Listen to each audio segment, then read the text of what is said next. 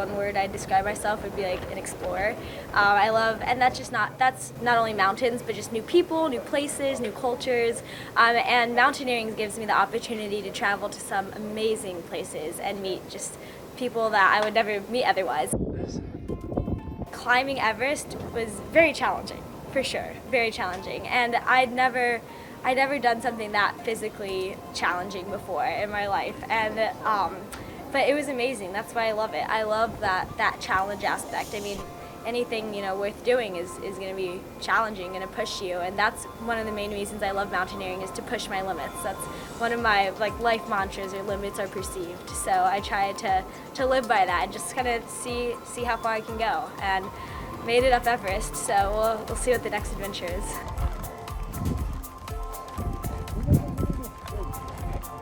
When I first got to the top, I was just telling myself, I was just repeating, you did it, you did it, because it was just, after climbing for 25 days, it just seems like you're never going to stop climbing almost. It's just up and up and up. And then finally you reach your top and you're like, oh my gosh, you're like, should I still be climbing? Yeah, it is really surreal.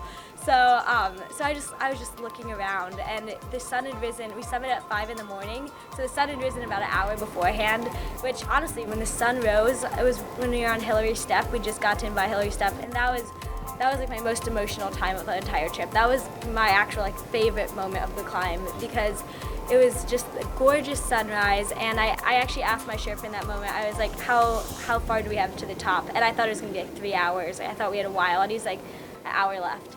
And at that moment, I knew I could make it to the top. I was like, okay, I got this. So that made me kind of start to tear up. That was when I actually cried. I didn't cry on the top, surprisingly. It was right there. But the top was amazing too. Just the sun just made all the mountain peaks almost glow. And there was low clouds. The mountain peaks were pink and yellow and just all these different colors. And it was beautiful. It was really beautiful.